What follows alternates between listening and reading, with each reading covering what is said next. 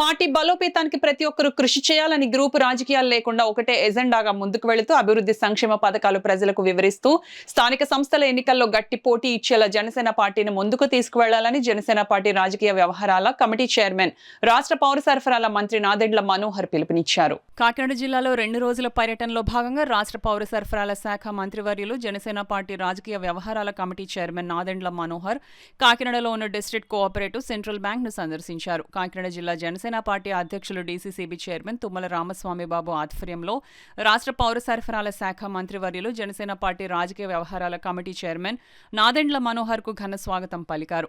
కాకినాడ జిల్లాలో ఉన్న జనసేన ముఖ్య నాయకులతో సమావేశం నిర్వహించారు. తుమ్మల రామస్వామి బాబు అధ్యక్షతన జరిగిన సమావేశంలో నాదెండ్ల మనోహర్ మాట్లాడుతూ పార్టీ బలోపేతానికి ప్రతి ఒక్కరూ కృషి చేయాలని, గ్రూపు రాజకీయాలు లేకుండా ఒకటే ఎజెండాగా ముందుకు వెళుతూ అభివృద్ధి సంక్షేమ పథకాలను ప్రజలకు వివరిస్తూ స్థానిక సంస్థల ఎన్నికల్లో గట్టి పోటీ ఇచ్చేలా జనసేన పార్టీని ముందుకు తీసుకువెళ్లాలని తెలియజేశారు.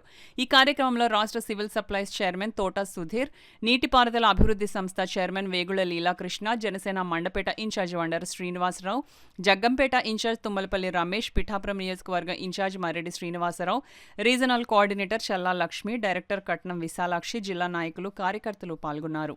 చేసిన ప్రస్థానం గురించి నేను ఒక 5-10 నిమిషాలు మాట్లాడి 15 నిమిషాలు నేను వ్యక్తిగతంగా మీ అందరికీ కొంచెం సమయం ఇచ్చి 12:30కి మాత్రం నేను బయలుదేరాలి. ఎందుకంటే ముఖ్యమంత్రి గారు అనుకోకుండా మీటింగ్ పెట్టారు 5ంటికి, నేను చేరాలి అక్కడికి.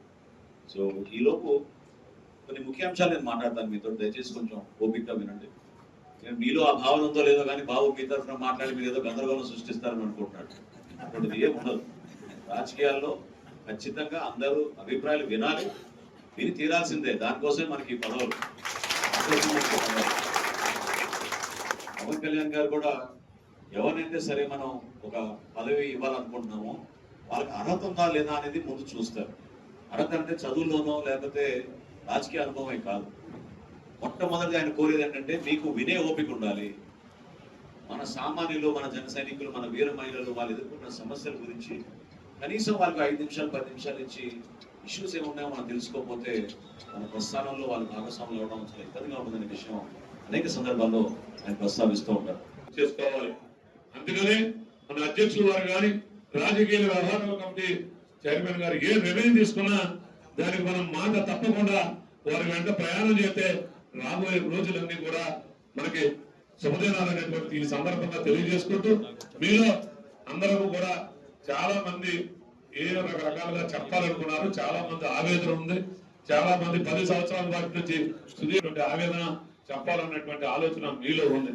కాకపోతే దయించి ఏ ఒక్కరూ లెగిసి మనం ఇప్పుడు డిస్టర్బ్ చేసి మన బాధ చెప్పిన, ఆలోచన చెప్పిన, గట్టిగా మాట్లాడిన మొత్తం మీటింగ్ అంతా కూడా మరి అస్తవ్యస్తంగా తయారయ్యేటువంటి అవకాశం ఉంది. కాబట్టి వారి మాటలే మనం వినవలసినటువంటి అవసరం ఉంది. కాబట్టి మీరందరూ పెద్ద హృదయం, పెద్ద మనసు చేసుకుని వారి మాటలు వింటే మళ్ళీ మనం తర్వాత ఏమాత్రం అవకాశం ఉన్నా మనందరం నియోజకవర్గాల వారిగా వారి మీటింగ్ పెడతారని కూడా తెలియజేయడం జరిగింది. చెప్పాం జిల్లా అధ్యక్షుడిగా నా బాధ్యత ఏమన్నా అందరూ ఒకసారి కలవాలనుకుంటారంటే ఇలా కలిస్తే కన్ఫ్యూజ్ గా ఉంటుంది.